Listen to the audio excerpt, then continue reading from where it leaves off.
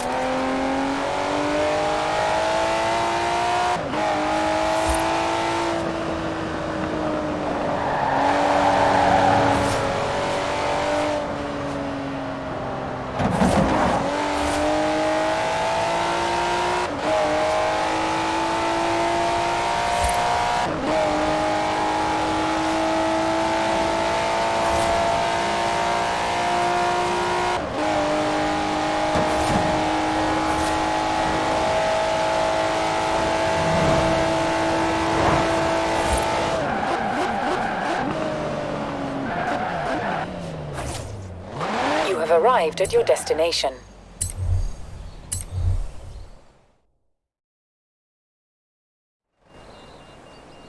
This is shaping up nicely. Time for a change of pace, though. At least at first. The next segment is about Land Rover, and we'll be starting out with the Type 3.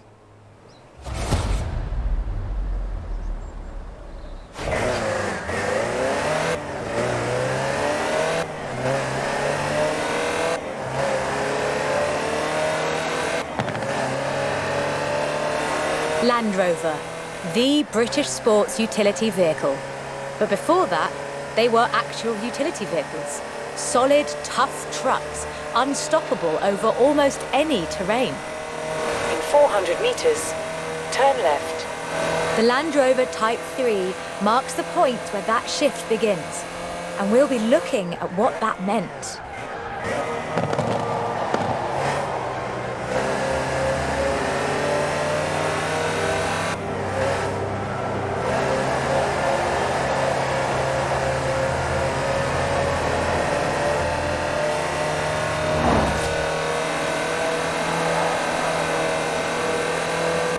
Land Rovers have taken on almost every task imaginable.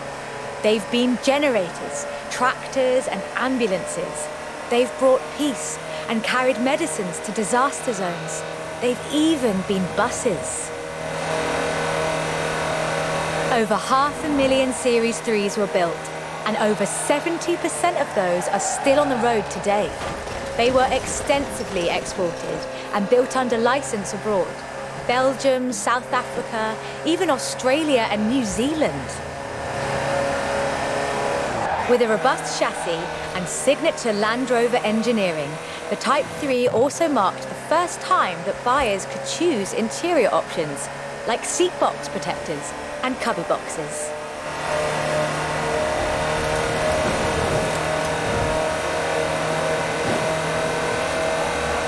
That trend continued, and by 1982, Land Rover were offering the county spec Type 3. Leisure drivers could choose from such luxuries as all-cloth seats, soundproofing, and tinted glass. The trend was increasingly clear, and the future of the Land Rover was starting to take shape. If you squinted, you could already see the shape of the first sports utility vehicle, the Range Rover. While the stock Type 3 would never be particularly fast uphill, there is almost no hill that it couldn't climb, or down for that matter, if you've put a proper winch on it.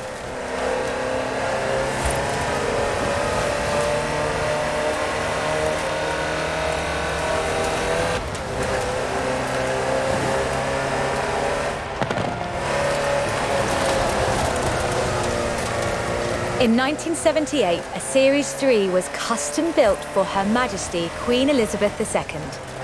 It only had 1,892 miles on the clock when it was auctioned into private hands. And it was in perfect condition. It would be. After all, she trained as a mechanic in the 1940s and will likely remain the only royal able to strip and rebuild an engine.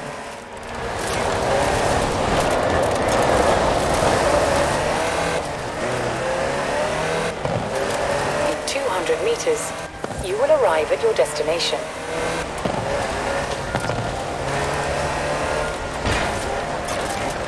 Along with the Range Rover, others would follow. Discovery, Defender, and the Freelander. Each a more sophisticated and enjoyable utility vehicle. But none of them were a replacement for the Type 3. They were a different kind of car. The Type 3 was arguably the first sports utility vehicle, an evolution of the design that would lead ultimately to this. The Bowler Nemesis, an off-road racing vehicle that turned into a production SUV, the Nemesis EXR.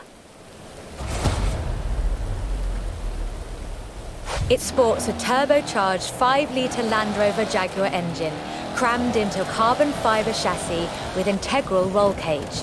It even has the grille, headlights and rear lights from a Range Rover.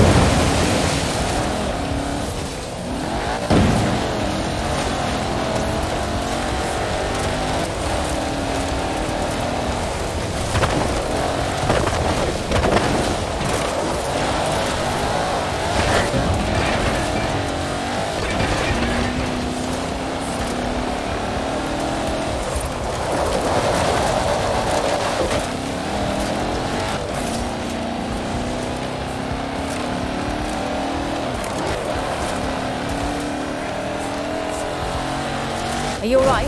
Take a moment, then let's do that bit again.